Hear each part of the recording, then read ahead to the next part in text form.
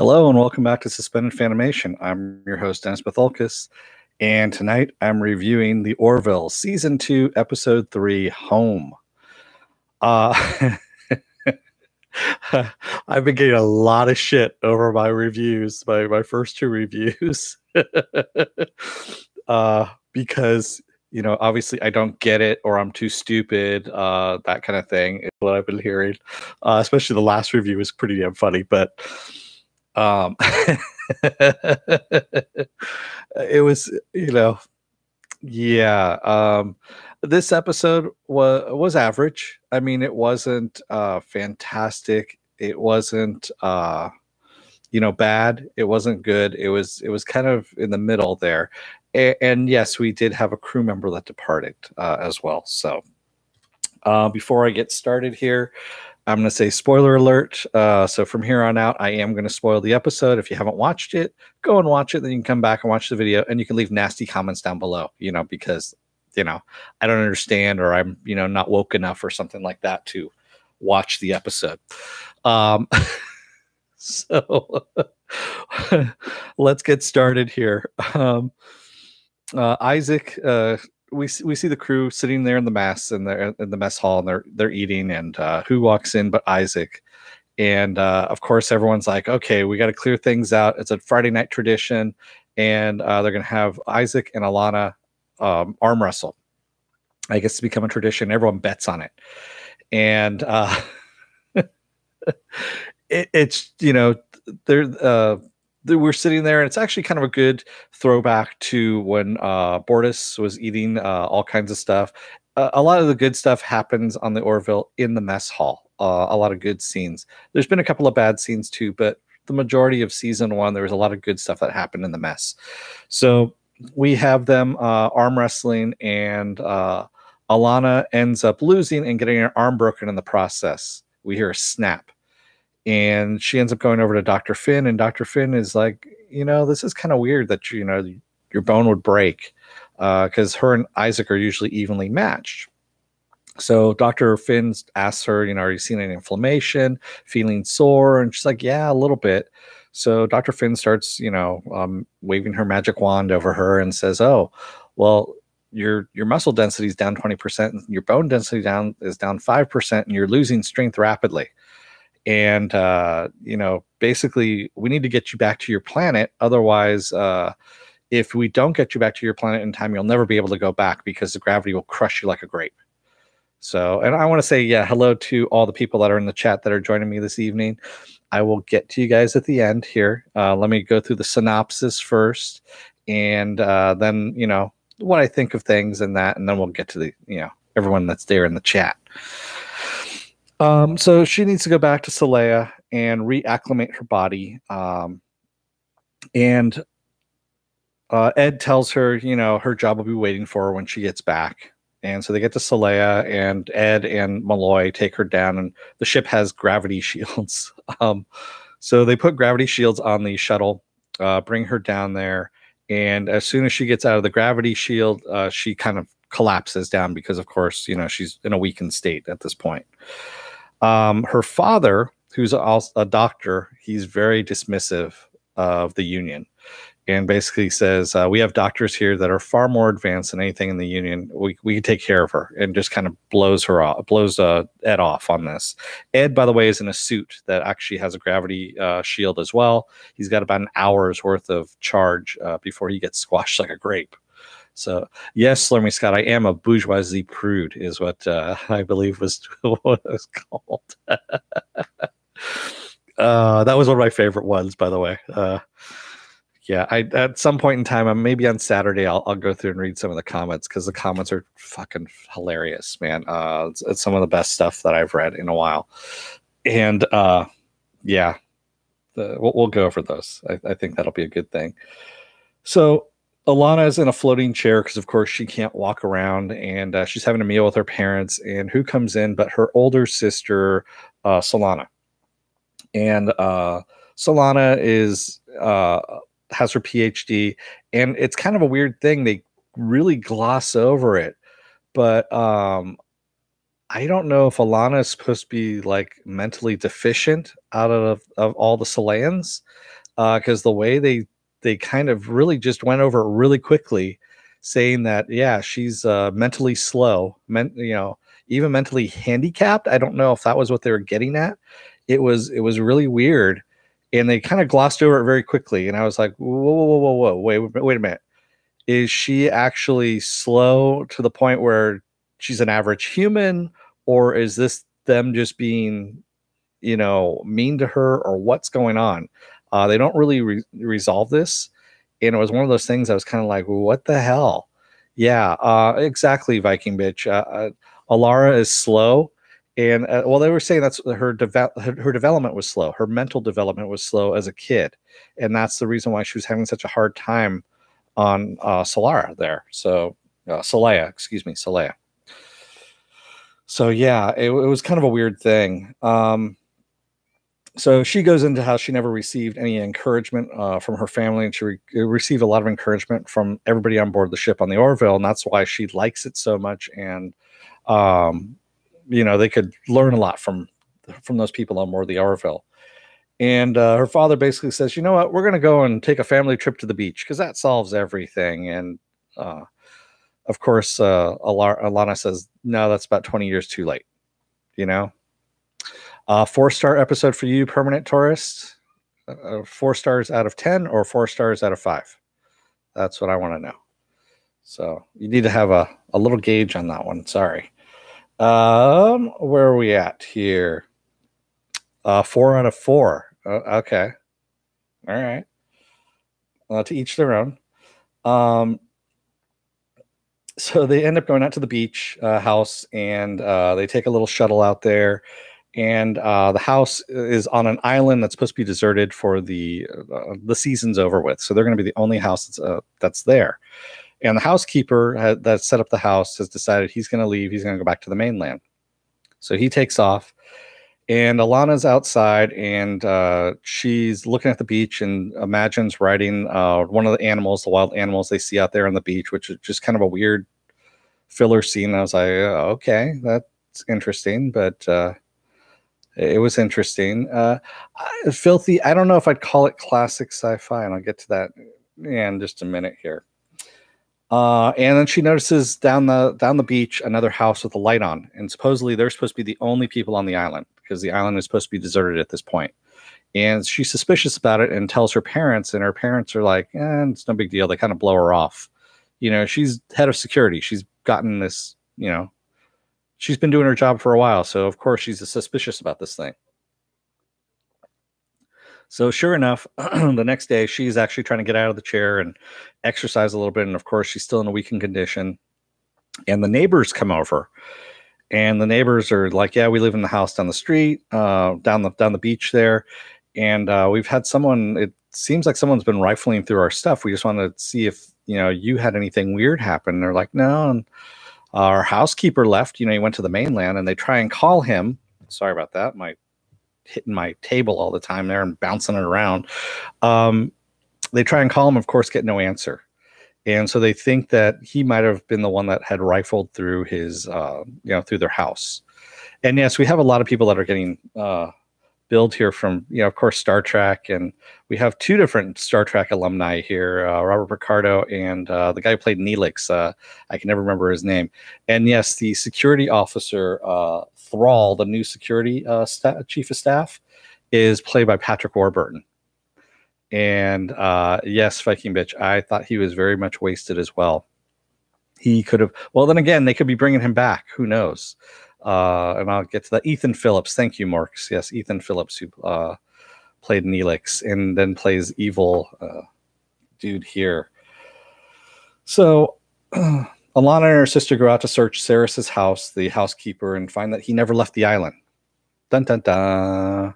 So he might be the one that's rifling through people's houses. And they invite the neighbors over for dinner. And as they're, the father is cooking up some sauce that needs to boil. He's going to ladle it out onto, of course, the guy's plate there. And he goes, no, don't use the ladle. Use your hand. He's like, what? It's boiling. It'll burn me. And he goes, no, use your hand. He pulls out a gun. So they turn out to be the bad guys, the neighbors. And he forces him to put his hand in the boiling sauce, of course, burning it. And then they're holding them hostage because they keep talking about their son, that it was his 30th birthday yesterday. And no, they didn't have any parties because, he isn't a party type of guy. And it turns out that their son died actually last year after an illness. And basically, he was discredited because of Dr. Catan's paper on a vaccine. So there's a vaccine that saved a lot of people's lives, but their son's paper basically said that the vaccine was dangerous and would kill a lot of people. And Dr. Catan's paper refuted that. And so they're essentially anti-vaxxers is what this came out to be. Yeah, it was kind of a weird turning point. I actually looked at the screen and went, holy shit, really? They're doing anti-vax? And I'm like, okay, all right, I'm just going to let it go. Let it go at this point. So he's got a gun on Dr. Catan and tells him that he's going to renounce his paper publicly. Otherwise, they're going to start cutting off Solana's fingers.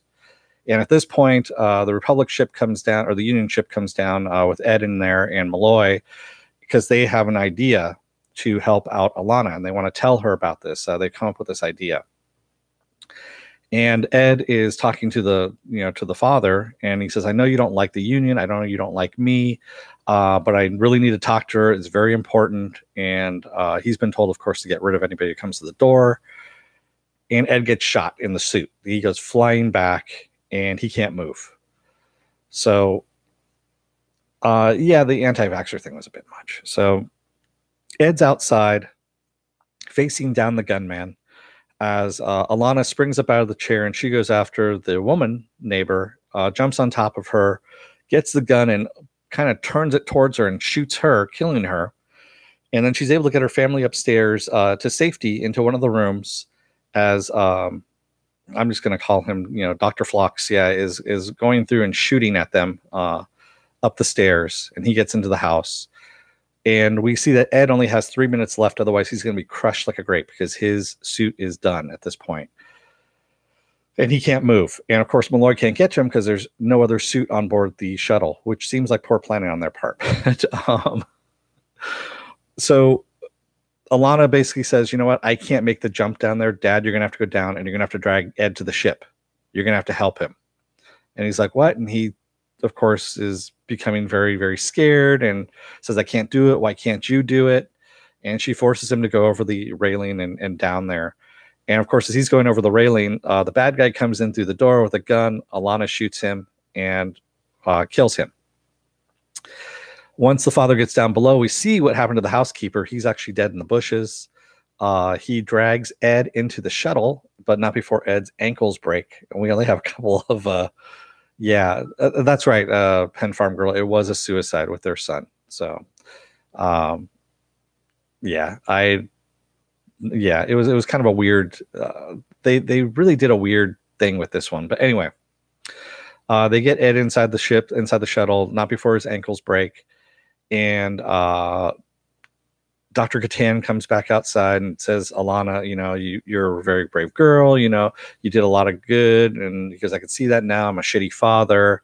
And yeah, you don't deserve a father like me and all this kind of stuff. And we heal up 20 years of torment within that couple of seconds. Yeah, I am kind of going over this kind of fast just because, quite honestly, it was very basic is what I'm going to say. It really was. If you've seen any Star Trek The Next Generation episode when they first came out or in reruns on BBC America, it's pretty much that, except with the anti-vaxxer stuff added in. So what they've decided to do is that they're going to use a simulator to increase the gravity in bursts. And so every 2 weeks she's going to go in. It's going to be a little higher gravity than, of course, what's on Solea. And it's going to be painful at first, but then she's going to, get better. And that's going to help her stay on board the ship. And Alana decides that, no, she's going to go home. And she's going to give up her commission, and she's going to stay back on Solea with her family. And she leaves Ed a gift. And as she leaves, one of the best characters, by the way, on the ship, and of course she's leaving, which really kind of sucks. No, Viking bitch, I did not call the Orville a basic bitch. I called it basic. So basic is different than basic bitch. That's completely different. So she leaves. Everyone has a heartfelt goodbye on board the shuttle deck there. And Ed opens up the gift that she left, and it's a jar of pickles, which harkens back to the very first episode when he asked her to open up a jar of pickles for him. And that's where we went. Yeah, Permanent Tourist. This covers a lot of old Trek ground, honestly. It's not that demanding, I'm going to say, of a show. And I know I'm going to catch a lot of shit for this. I don't really care, quite honestly. It's my opinion. I know everyone else has an opinion too. That's what we all have. We have differences of opinion on this planet that we live on. And it was a basic episode, honestly. Was it good? It was okay. Was it bad? No, not really. It was an average episode, is really what it was. So I'm not going to give it a star rating or anything like that, but would I recommend it? Not really. There's a lot of other really good stuff out there right now that Permanent Tourist says, you honestly foresaw the turn into a torture for fun revenge. Trek never did that. Yeah, actually they did with Picard and the Kardashians, I almost said. Oh man. Yeah, Picard got tortured for fun. Really, pretty much. There are 4 lights. Exactly, movie Fanobi. Thank you. Yeah, it's been done before. It's Permanent Tourist. This really, I'm not going to change your mind on this. I already know this. I'm just saying that for me, it's not a great show. For you, you like it. That's great. Go and watch it. More power to you. It's not, yeah, Pen Farm Girl, I feel tortured by the Kardashians as well. It's just kind of funny that their name is, I didn't realize it before, but their names are so similar to them. Yeah, so can I recommend this? No. I mean, next week we're getting the Krill back. That might be a little bit better. I don't know. All I know is I said 4 episodes. If it doesn't get better by the 4th episode, then I'm going to be dropping this series in my reviews. So yeah, that's all I'm going to say. Paul Panic says, I still don't understand her motivation for staying. She wanted to get to know her family a bit better. I understand what she was doing, that she finally kind of reached this understanding with her family and her parents, and didn't want to leave that because it was something that she hadn't gotten before. And to just kind of go, okay, everything's good now, I'm going off to space, see ya. I can see how that happened. But at the same time, it sucks to lose probably one of the best characters. She was one of my favorite characters, and Isaac is my other favorite character, of course. So yeah. So let me get to some of the chat here while I'm here. Let me see here. We've got Sculpted Leather Art by Viking Bitch says, this episode was okay. I kind of wish they would stick with the comedy. This is very Star Trek, but it doesn't feel very Orville to me. Exactly. It was a Star Trek The Next Generation episode, and not very Orville. You're right. That's what was kind of doing it for me. Sorry, I just looked up a movie from Nabi's comment who said, are you experiencing bone loss of strength? Osteoporosis is the leading cause of arm wrestling complication. Ask your doctor about spacebonium. See if spacebonium is right for you. I was actually thinking that, you are getting to that age and you are a woman and you're having a little bit of bone loss. So maybe you need to have a little more calcium in your diet. You know how they have those bone loss commercials about women losing calcium, and yeah. That actually went through my mind too when I saw that whole thing. It was kind of funny. I was kind of surprised they didn't go with the obvious joke on that one. It would have been right up Seth's alley, but it didn't happen. Joe Greer III says Ragnar kids couldn't carry the show. Yeah, I am a prude, by the way, movie Fanobi. Let's see what else we have here. Space Bone. Permanent Taurus says, yes, beautifully directed, a great tonal twist that caught me totally off guard. Great touching send off. Okay. Yeah. And while not great, Lex Thomas says, while not great, I thought this was the best of the season so far. Nice to see Picardo, Billingsley, and Warburton show up. Yeah, Lex, it was the best of the season so far, which, you know, is kind of telling when you have an average episode be your best episode so far. I'm, like I said, there's a lot of good stuff out there. So there we go.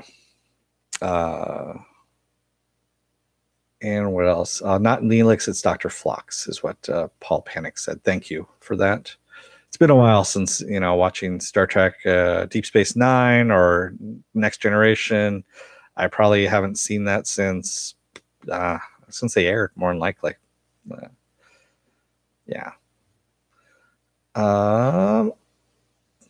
Where else are we? Sorry, I'm going through here a little bit. Yeah, the anti-vaxxer thing was a bit much, is what Viking Bitch says. Yeah, you know, when that happened, when they showed that they were, you know, the anti-vaxxer twist to the story, I was literally like, really?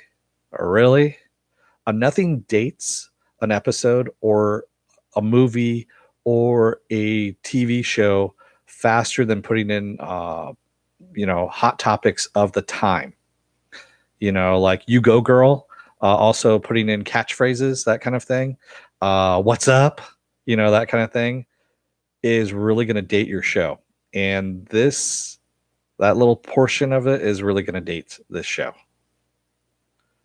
Viking Scopolo art by Viking Beach says, so why did she want her father to rescue the captain? He only had one good hand, but the two women could have done it. Yeah, I was kind of wondering why she didn't send her mom down or her sister down or anything like that. It's I don't know. There was a lot of weird things about this. There's a lot of weird choices that this show makes. That's all I'm going to say. So let me get back down here to the bottom here. Filthy News says, as suspended for animation, I appreciate the fact that it's Seth MacFarlane series. Not really a big fan of his humor. All I'm saying is it was good to me. Plus, I'm a huge TNG fan, so I liked it. Yeah, like I said, everyone has differences, you know, of what they like and what they don't like. Just because I don't like it doesn't mean it wasn't good for you. If you liked it, great. And yeah, I'm just, you know, I'm not really big on this season so far. First season I was up on, you know, it was really good.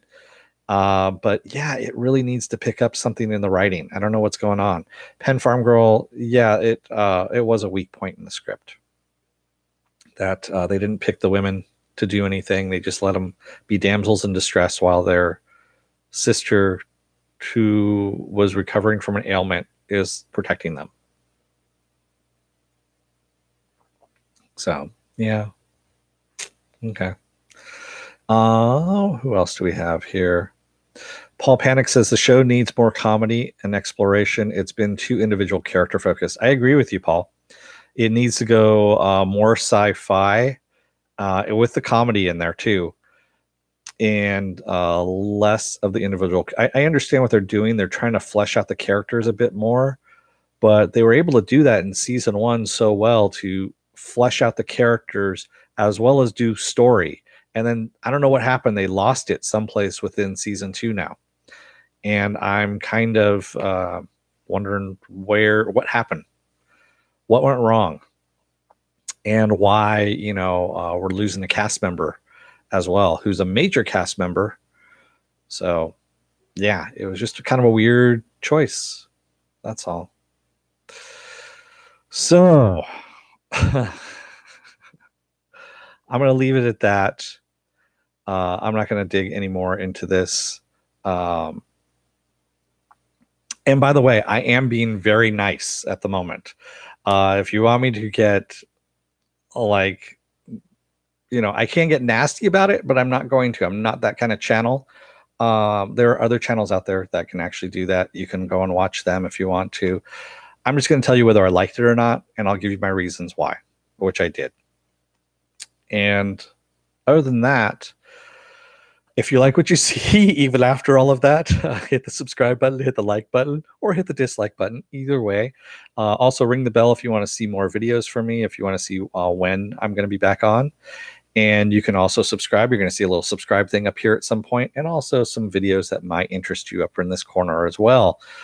I will be back tomorrow night at 6 p.m. Pacific Standard Time for Future Man Season 2, Episode 1. Great freaking show. If you want to watch some really good sci-fi, watch Future Man on Hulu. You can sign up for a free Hulu account for 30 days, and you can watch all of Season 1 and also all of Season 2 because it's all dropping all at once. So there we go. Yeah. Movie for Nobody says, no, I'm hosting the playoff Sunday. Okay. You're talking about what's going on out there. So maybe we've been spoiled. Yeah, I think Penn Farm Girl, I think that's exactly it. There's so much good stuff out there right now that the bar is set so high for good writing, good shows, good TV shows. There's a lot of stuff out there right now. I mean, a lot of stuff out there right now. And the bar is set really high, and you can't just come in and do a basic show. You can't go to the 90s and say, hey, we're going to take that as a template and not change anything too much, really, and then add some current event topics to it and try and make it fly. It just isn't going to work. You need to step up your game a lot, especially if you're going to be on a major four, one of the major four networks. So that's all I'm going to say. With that said, I'll see you guys tomorrow. Don't let the door hit your ass on the way out. Otherwise, your legs may be crushed like a grape by the Chilean gravity stream.